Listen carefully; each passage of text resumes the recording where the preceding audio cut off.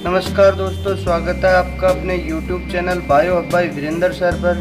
दोस्तों, पिछले कुछ समय से बार बार कमेंट आ रहे हैं कि सर प्रत्येक पाठ के महत्वपूर्ण प्रश्न अवेलेबल कराएं। तो आज हम आपके लिए महत्वपूर्ण प्रश्नों की सीरीज स्टार्ट कर रहे हैं, क्योंकि हमारा जो बॉटनी का पोर्शन था वो कंप्लीट हो चुका है और लॉकडाउन की वजह से कितना सिलेबस कम होता है यह निर्धारित हो जाने के बाद आगे के अपन टॉपिक हैं वो स्टार्ट करेंगे।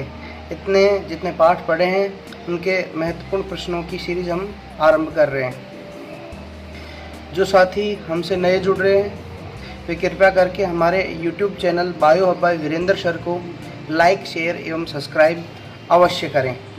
चलिए स्टार्ट करते हैं चैप्टर नंबर 1 से। महत्वपूर्ण प्रश्न जो बोर्ड के हिसाब से या बोर्ड के आगामी एग्जामों में आने की जिनकी प्रबल संभावना है। पाठ नंबर 1 से प्रथम प्रश्न है हमारा, अलैंगिक जनन से उत्पन्न संततियां, अलैंगिक जनन से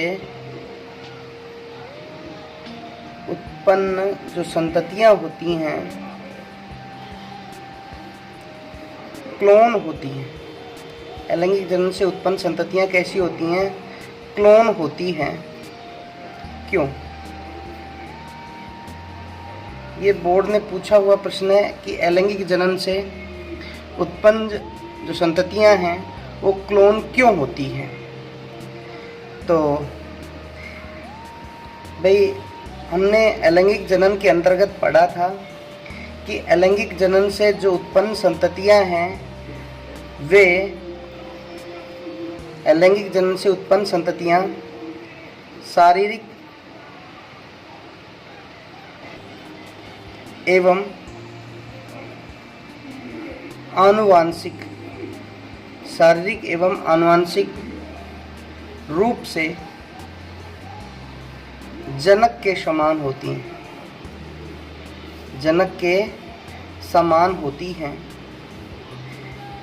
इसलिए अलैंगिक जनन से उत्पन्न संततियों को क्लोन कहा जाता है। जैसे हम एग्जाम्पल लें कि कोई जैसे अमीबा है, ये अमीबा अपने आप में डिवाइडेशन करके 2 संतति अमीबा बनाता है। यहाँ पे जो द्विविभाजन हुआ है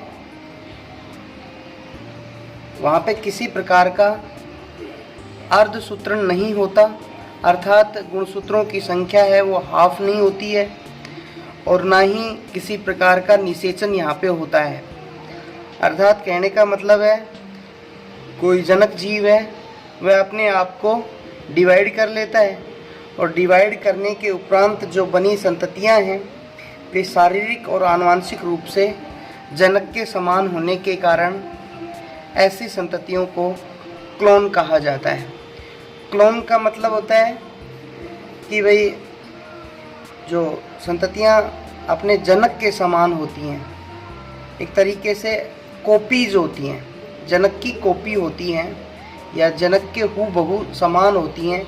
इसके लिए हमारे बायोलॉजी के अंदर एक वर्ड का गठन किया गया है जिसका नाम है क्लोन।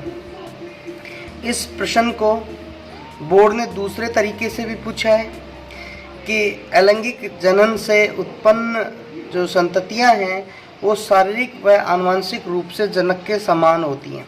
ये प्रश्न दूसरे तरीके से बोर्ड ने पूछा है कि अलैंगिक जनन से उत्पन्न संततियां शारीरिक व आनुवांशिक रूप से जनक के समान होती हैं। इसके लिए कौन से शब्द का उपयोग किया जाता है? तो वो शब्द कौन सा हो जाएगा? क्लोन शब्द। दूसरा प्रश्न है हमारा कि प्राकृतिक व कृत्रिम कायिक प्रवर्धन, प्राकृतिक व कृत्रिम कायिक प्रवर्धन में अंतर बताओ, अंतर बताइए। तो सीधी सी बात है, प्राकृतिक यानी जब प्रकृति स्वयं प्रवर्धन करे या प्रकृति जीव को प्रवर्धित करने के लिए एक तरीके से वैसी परिस्थितियां उपलब्ध कराए, यानी स्वयं प्रकृति के द्वारा कोई कार्य किया जाए तो वो प्राकृतिक, और अगर मनुष्य के द्वारा उसके अंदर मनुष्य का क्या हो, हस्तक्षेप, मनुष्य का हस्तक्षेप हो तो वो कैसा प्रवर्धन होता है, कायिक प्रवर्धन, कृत्रिम कायिक प्रवर्धन। जैसे कहने का मतलब ये है कि एक ब्रायोफिल्म का पौधा है जिसे हम पत्थर चट्टा बोलते हैं, समझना है, ये पत्ती यहाँ से टूट गई और टूट करके नम मृदा के अंदर, जैसे यहाँ नम मृदा है, नम मृदा के अंदर गिर गई, और नम मृदा के अंदर गिरने के बाद इनके जो किनारे हैं वहाँ किनारों से क्या निकल आए भाई, कलिकाएं प्रस्फुटित होकर करके नए पौधे का निर्माण कर ली। तो यहाँ पे मनुष्य का कोई हस्तक्षेप नहीं है, यहाँ पे प्रकृति के द्वारा स्वयं ये सारी क्रियाएं संपन्न की जा रही हैं। तो ये कैसा प्रवर्धन कहलाएगा, प्राकृतिक कायिक प्रवर्धन। और जब मनुष्य इसके अंदर हस्तक्षेप कर दे तो उसे हम क्या कहेंगे, कृत्रिम कायिक परिवर्तन। जैसे कहने की बात है कि जैसे एक गुलाब का पौधा है, जैसे गुलाब का पौधा है भाई, इसकी टहनी को मनुष्य ने काट लिया और काट करके दूसरी जगह पे बो दिया, तो ये कैसा प्रवर्धन हो गया, कृत्रिम कायिक का प्रवर्धन। नेक्स्ट प्रश्न है इस पाठ का कि भाई टीला दाब व गुट्टी दाब में क्या अंतर है, टीला दाब में व गुट्टी दाब में क्या अंतर है, अंतर बताओ। तो ध्यान देना, टीला दाब किसे कहते हैं, टीला दाब में जैसे कोई पौधा है और पौधे के भूमि के नज़दीक की शाखाएं, जैसे भूमि के नज़दीक की ये शाखा है, इस भूमि के नज़दीक की शाखा को ऐसे मोड़ करके भूमि में दबाया जाता है, भूमि के नज़दीक की शाखा को मोड़ करके भूमि में दबा दिया जाता है और यहाँ पे मिट्टी का टीला बना दिया जाता है, और इस जगह पे पानी है वो समय समय पे दिया जाता है। कुछ समय बाद इस टहनी के ऊपर उपस्थित जो भी पर्व संधियाँ हैं, उन पर्व संधियों से जड़ें निकल आती हैं और नया पौधा बन जाता है। अब इस पौधे को मातृ पौधे से अलग करके और दूसरी जगह पे स्थानांतरित कर दिया जाता है। ये तो होती है टीला दाब, और दूसरी होती है गुट्टी दाब। गुट्टी दाब में क्या किया जाता है, पौधे के मतलब भूमि से ऊपर की जो शाखाएं हैं जिसको अपन भूमि में नहीं दबा सकते, भूमि से जो ऊपर की शाखाएं जिसको भूमि में नहीं दबाया जा सकता, वहाँ पे क्या किया जाता है, छाल को उतार करके वहाँ पे मोस या गीली मिट्टी या रुई लपेट दी जाती, और ऊपर किसी शाखा के कोई जल पात्र बांध दिया जाता है इस तरह से, और इस जल पात्र से पानी है वो इसके जो गीली या जो मिट्टी है या रुई है जहाँ पे अपन ने लपेटी है उसको गीला रखने के लिए ये जल पात्र बांध दिया। अब ये इस भाग को गीला रखता है और इस भाग से जड़ें निकल आती हैं। अब यहाँ से काट करके इसको अलग जगह पे बो दिया जाता है। तो ध्यान रखना, टीला दाब तो भूमि के नज़दीक की शाखाओं के ऊपर शाखा को मोड़ करके भूमि में दबाया जाता है, जबकि गुट्टी दाब में भाई गुट्टी लगाई जाती है। ये जो गीली मिट्टी या रुई या जो अपन ने मोस वगैरह बांधा है इसको अपन गुट्टी बोलते हैं। तो इस गुट्टी को जो भूमि से ऊपर की शाखाएं हैं उनके ऊपर बांधा जाता है। नेक्स्ट प्रश्न, जैसे कलम व स्कंद, कलम व स्कंद से क्या तात्पर्य है? कलम और स्कंद से क्या तात्पर्य है। कलम क्या होती है भाई, कलम किसे कहते हैं ये अपन पहले भी पढ़ चुके हैं कि भाई कलम कौन सा भाग होता है। जैसे रोपण प्रक्रिया की जाती, ग्राफ्टिंग, रोपण प्रक्रिया के अंदर दो भाग काम में लिए जाते हैं, एक तो कलम होता है और दूसरा स्कंद होता है रोपण प्रक्रिया में। यानी अच्छी किस्म के पादप के उस हिस्से को जिसका क्या किया जाता है, रोपण किया जाता है। यानी कलम किसे कहेंगे, अच्छी किस्म के पादप के उस हिस्से को जिसका क्या किया जाता है, रोपण किया जाता है, कलम कहलाता है। क्या कहलाता है, कलम कहलाता है। और स्कंद किसे कहते हैं, यानी दूसरा जो भाग होता है ना, यानी नए पौधे का आधार जो बनता है या नए पौधे का आधार बनने वाला भाग स्कंद कहलाता है। ऐसे कहने का मतलब है ये दो पेड़ हैं, ये भूमि के अंदर उगे हुए हैं, ध्यान देना इसको। ये ए है, ये बी है, समझना इसको। ये अच्छी किस्म का है और ये निम्न किस्म का है। तो अब इस भाग को, अच्छी किस्म का ये वाला भाग यहां से अलग किया गया और इस भाग को यहां से काट करके अलग कर देंगे। अब जैसे ये एक का भाग है, ये तो एक का भाग है, और ये नीचे का भाग किसका है, बी का भाग है।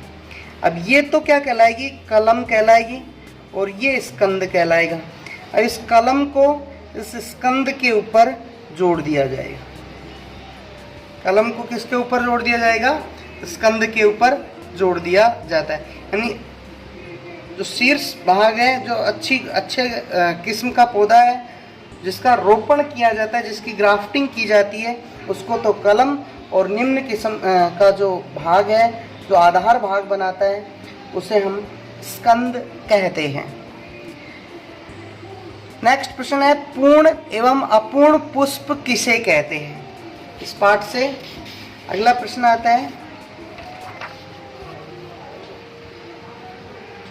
पूर्ण व अपूर्ण पुष्प क्या होते हैं। पुष्प क्या होते हैं, पूर्ण पुष्प किसे कहते हैं, अपूर्ण पुष्प किसे कहते हैं। तो हम देखते हैं कि पुष्प के मुख्यतः कितने भाग होते हैं। पुष्प के 4 भाग होते हैं। कितने भाग होते हैं पुष्प के, 4 भाग। यानी बाह्य दल पुंज, जिसको अपन कैलिक्स बोलते हैं, दूसरा दलपुंज जिसको कोरोला कहा जाता है, पुमंग जिसको एंड्रोशियम, और जायांग इसको गाइनोशियम कहते हैं। यानी पुष्प के मुख्यतः कितने भाग होते हैं, 4 भाग होते हैं। किसी पुष्प में यदि ये चारों भाग उपस्थित हो, किसी पुष्प में अगर ये चारों भाग उपस्थित हों, तो ऐसे पुष्प को पूर्ण पुष्प कहा जाता है। ऐसे पुष्प को क्या कहेंगे, पूर्ण पुष्प। और इनमें से कोई भी भाग, इनमें से कोई भी भाग क्या हो, अनुपस्थित हो, तो उसे अपूर्ण पुष्प कहा जाता है। अपूर्ण पुष्प कहा जाता है। यानी चारों भाग अगर उपस्थित होंगे तो उसको पूर्ण पुष्प कहा जाएगा, और 4 में से अगर एक भी भाग अनुपस्थित होगा तो उसे क्या कहेंगे, अपूर्ण पुष्प कहते हैं। अगर आपसे इसका एग्जाम्पल पूछे कि पूर्ण पुष्प के एग्जाम्पल बताओ, तो जैसे सरसों होता है वो पूर्ण पुष्प का उदाहरण है। किसका उदाहरण है? पूर्ण पुष्प। मटर क्या है? पूर्ण पुष्प का उदाहरण है। जबकि जैसे लौकी होता है या फिर पपीता है, ये अपूर्ण पुष्प के उदाहरण है। यानी इनमें या तो पुमंग या फिर जायांग ये अनुपस्थित होते हैं।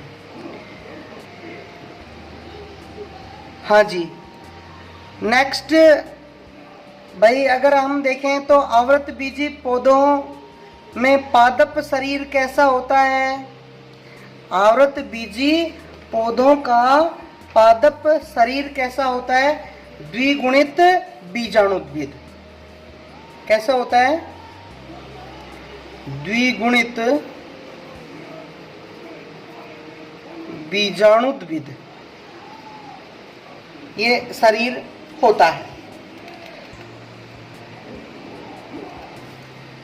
इस पाठ के अंदर यही मुख्य इम्पोर्टेंट प्रश्न है। अगले पाठ के इम्पोर्टेंट प्रश्न के लिए हमारा नेक्स्ट वीडियो देखें। धन्यवाद।